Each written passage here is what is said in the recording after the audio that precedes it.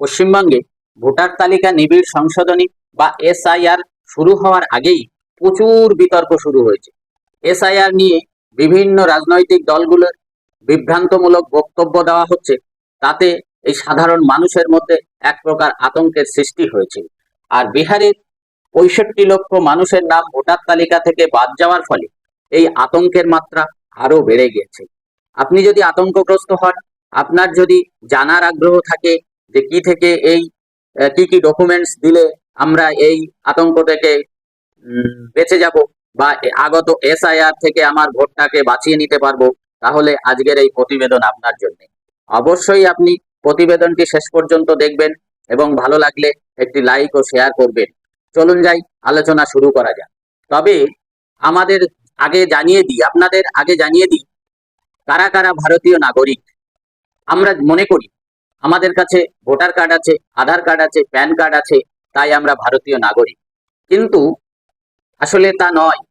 কেননা আগত এসআইআর এর ফলে আমরা জানতে পেরেছি আসলে সেটা নয়।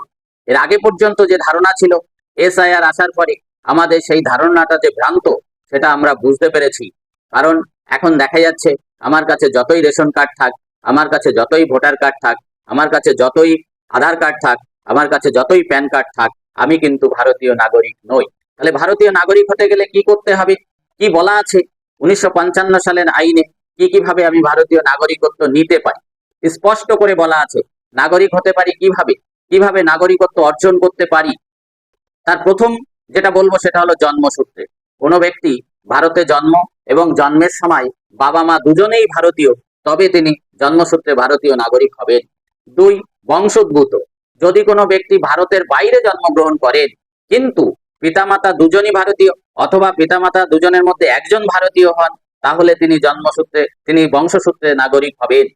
নিবন্ধনের মাধ্যমে, অর্থাৎ বিবাহ সূত্রে এবং ভারতীয় বংশোদ্ভূত হওয়া ব্যক্তি নিবন্ধনের মাধ্যমে ভারতীয় নাগরিকত্ব অর্জন করতে পারেন।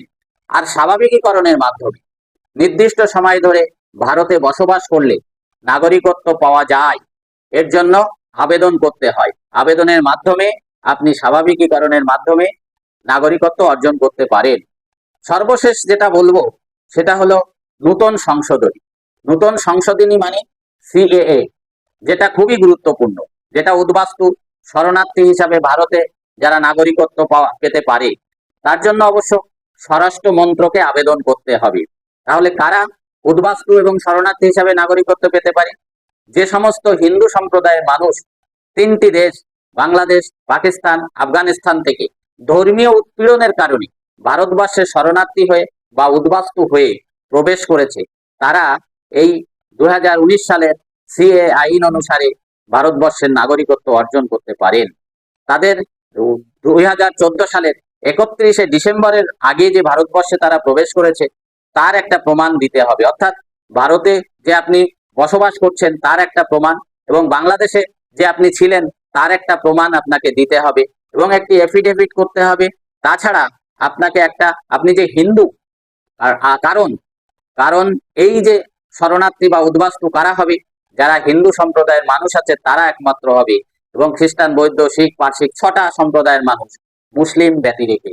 সুতরাং আপনি যে হিন্দু তার একটা সার্টিফিকেট আপনাকে কোনো ট্রাস্টি বোর্ড থেকে নিতে হবে, যাদের রেজিস্ট্রেশন আছে, যারা এই হিন্দু সার্টিফিকেটটা দিতে পারে, তাদের কাছ থেকে আপনি একটা হিন্দু সার্টিফিকেট নিয়ে এই নতুন আইনে আবেদন করলে আপনি ভারতীয় নাগরিকত্ব অর্জন করতে পারবেন।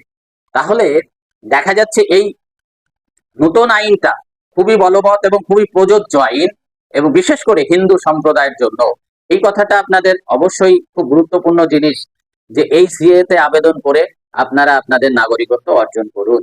2002 সালের ভোটার তালিকায় যাদের নাম নেই তাদের 1987 সালের আগে জমির দলিল বা অন্য নথি লাগবে, অথবা পাসপোর্ট দেখাতে হবে।